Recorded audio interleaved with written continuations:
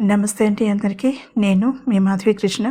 Welcome to my channel Navarasa Kathamalika Telugu audio stories. 2 రోజులుగా కొంచెం అనారోగ్యం వలన అప్డేట్స్ ఇవ్వలేకపోయాను. ఇక ఈ రోజు నుంచి రెగ్యులర్గా వస్తాయి. ఓయ్ పిల్లని గొప్పేంటి 44వ భాగం. అప్పటికే సూరి, గోపి తన గ్యాంగ్తో సిద్ధంగా ఉన్నారు. అక్కడ మొత్తం 10 మంది దాకా మూగారు యూనివర్సిటీ విద్యార్థులు. వాళ్లలో అమ్మాయిలు కూడా ఉన్నారు. గోపి, వాళ్ళిద్దరినీ చూడడానికా మమ్మల్ని అంత త్వరగా రమ్మని పిలిచావు? అడిగాడు ఉత్సుకతతో ఒక విద్యార్థి. షు, అక్కడ జరుగుతున్నది ప్రతిదీ వీడియో కావాలి. నిశ్శబ్దంగా ఉండమని హెచ్చరిస్తూనే మొబైల్స్ రెడీగా పట్టుకోమని హెచ్చరించాడు గోపి.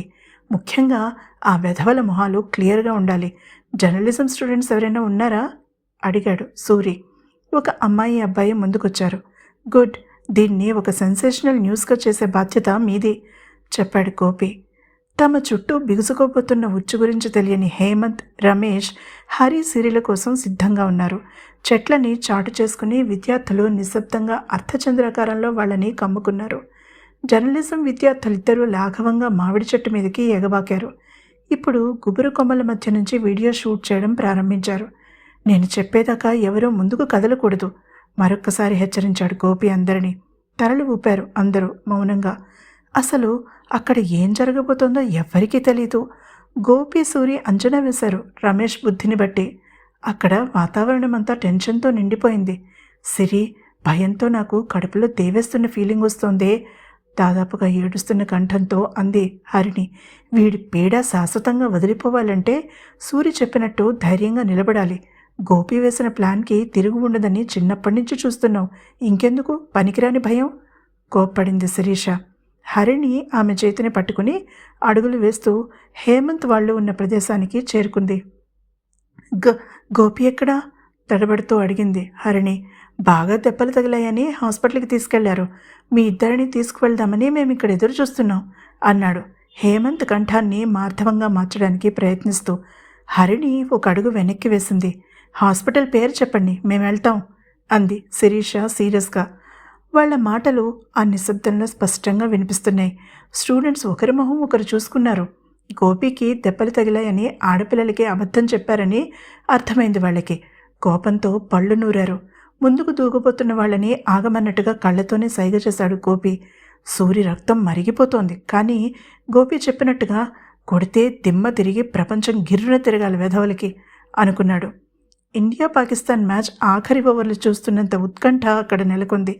ఉన్నట్టుండి హఠాత్తుగా హేమంత్ శిరీష మీదకి, రమేష్ హరిణి మీదకి దూకారు. ఒక్కసారిగా అందరూ ముందుకు దూకపోయారు. గోపి వాళ్ళని మళ్ళీ ఆపేశాడు. అప్పుడే కాదు అన్నాడు. ఆశ్చర్యంగా చూశాడు సూరి. గోపి కళ్ళు తీక్షణంగా చూస్తున్నాయి హేమంత్, రమేష్ల వైపు. పిడికెళ్ళు బిగించి అతి కష్టం మీద తనని తాను ఆపుకుంటున్నాడు అతను.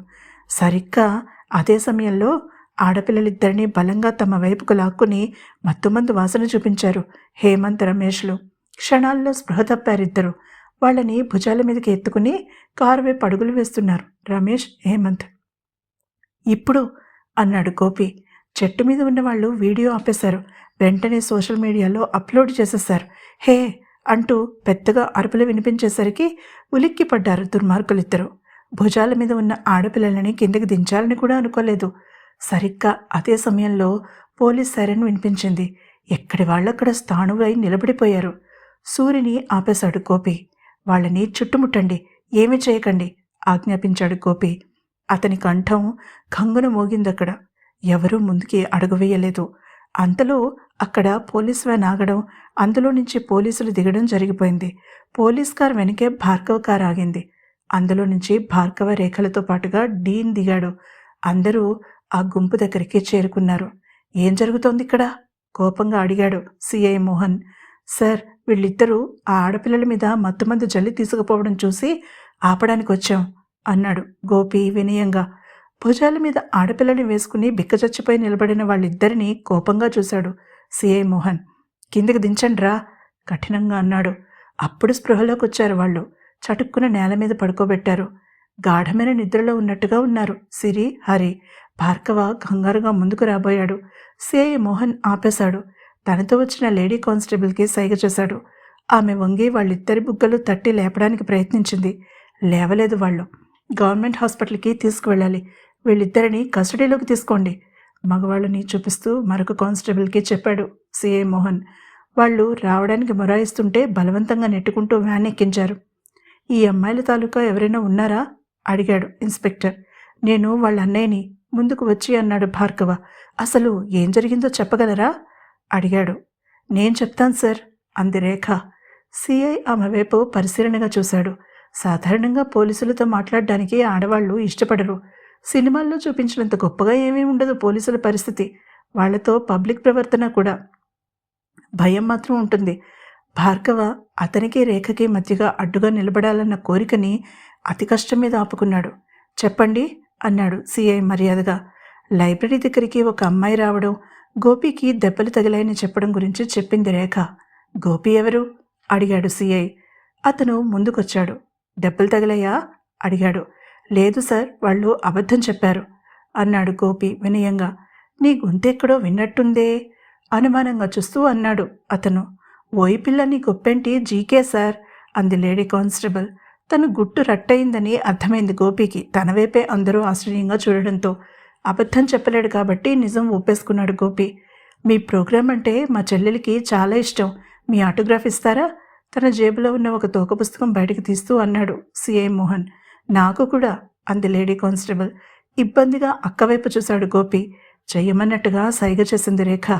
గోపి అలా తన మొదటి ఆటోగ్రాఫ్ని ఒక పోలీస్ ఆఫీసర్కి ఇచ్చాడు. అంతలో అంబులెన్స్ రానే వచ్చింది. ఆడపిల్లల్ని అందులో ఎక్కించారు. లేడీ కానిస్టేబుల్ వాళ్లతో ఎక్కింది.